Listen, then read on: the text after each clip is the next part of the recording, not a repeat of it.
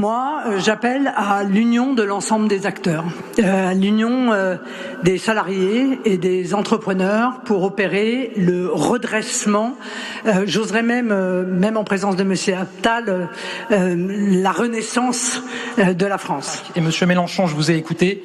À votre place, j'aurais présenté des excuses pour les propos de Manon Aubry qui a qualifié des entrepreneurs français de nuisibles et de parasites. Vous n'entendez pas au micro, mais mon voisin de gauche m'interrompt. Il est doublement mon voisin de gauche, du reste. Mais pardon, le temps file. Oui, le temps file, mais enfin, il a filé aussi beaucoup pour les autres.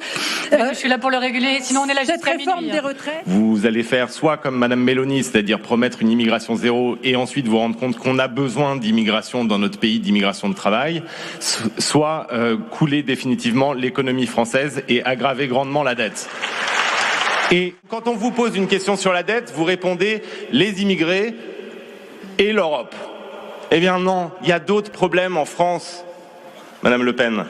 Et donc, pour finir, c'est quand même assez étonnant de se prendre des leçons sur la dette de la part de deux anciens premiers ministres d'Emmanuel Macron. C'est bien qu'ils soient deux d'ailleurs, parce que pour défendre ce bilan, il vaut mieux être deux. Parce que faire 1000 milliards de dettes supplémentaires sans créer le moindre actif sur lequel on peut s'appuyer, c'est vraiment chapeau bas. Ces dernières années, toutes les réformes qui ont été proposées pour faire des économies, notamment dans la sphère sociale, vous avez voté contre. Vous avez voté contre les conditions face au RSA. Vous avez voté contre la réforme de l'assurance chômage, contre la réforme des retraites. Vous êtes dans une AG de copropriétaires.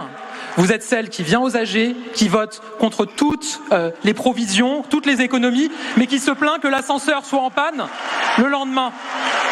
Ça suffit maintenant. Mais parce que vos propositions sont injustes, monsieur l'ancien Premier ministre, dont il est effectivement utile de rappeler que sous Macron, 1000 milliards d'euros de dettes supplémentaires, le PLF 2026, 43 milliards de prélèvements supplémentaires de prévus, le gouvernement Barnier, 30 milliards, dont 20 milliards d'augmentation des impôts sur les entreprises.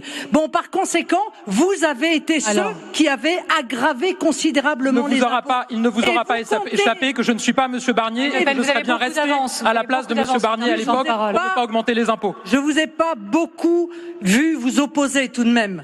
C'est nous qui nous sommes opposés. Et donc moi, ce que je dis, c'est qu'il va falloir prendre des mesures justes parce qu'aujourd'hui, quand certains veulent faire de l'écologie, et je parle pour deux, donc j'ai plus de temps. Je parle pour les générations futures. Ah oui, non. Pardon, ça a beaucoup de Madame Le Pen, je vous le dis, il est impossible de savoir combien de temps quelqu'un vivra. Ça m'étonne que j'ai à vous apprendre ça. Ben si, c'est vous qui venez de dire ça. En fonction du temps qui reste. Personne ne le sait. Non, mais c'est un élément qui compte.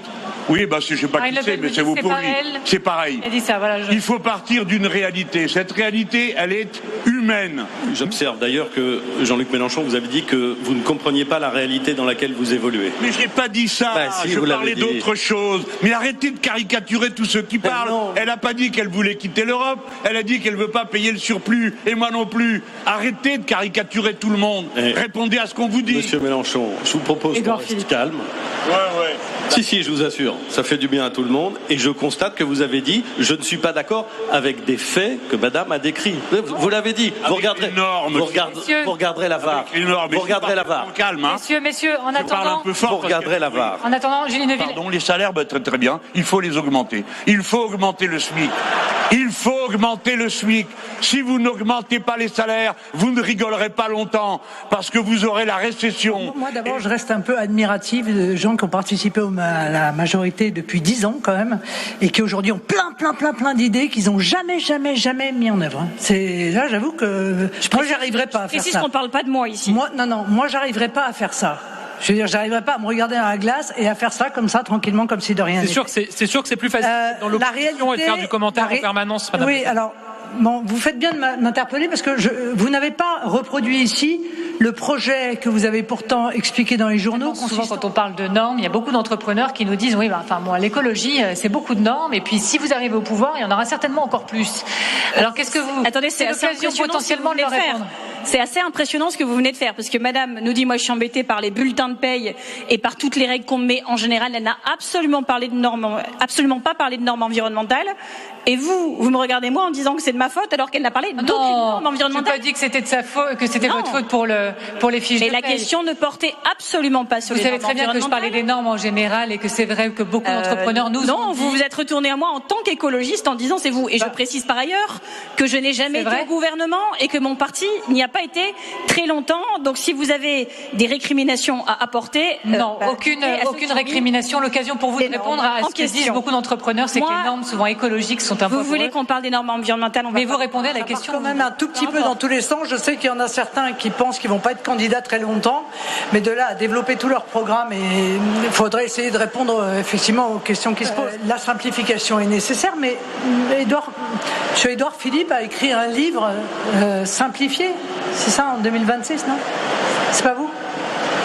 Non, je suis content de savoir. Alors vous aviez dit. C'est ce que j'écris, mais alors, c'est pas comme ça que ça. Pardon, vous avez bien dit, ou écrit plutôt, que une simplification massive posait un problème parce qu'il y avait beaucoup de gens dont le travail était de gérer la complexité et qu'ils allaient se faire entendre. Si, c'est un petit peu ce que vous avez dit tout à l'heure d'ailleurs. Il me semble que vous l'avez écrit. On en reparlera. Donc ça, c'est inadmissible. Alors moi, je veux bien entendre tout ce que j'ai entendu là. Mais CSRD, ZAN, DPE... Mais merci de faire la promotion de mes écrits, Madame Le Pen. Mais je vous invite à les lire avant d'en parler, parce que c'est pas ce que j'ai écrit. Non, mais c'est vrai, je vous assure. Oh, ben, je suis sûr. Mais l'écran de fumée Bardella est définitivement tombé. On en revient au grand classique de Madame Le Pen, c'est sujet, verbe, immigration, et pour le reste, tout ce qui est économique, l'intendance suivra. On ne sait pas comment c'est financé. Sa réforme des retraites à 26 milliards d'euros pour ramener à 60 ans, on ne sait pas comment c'est financé. Ça tombera toujours sur les entreprises. La deuxième...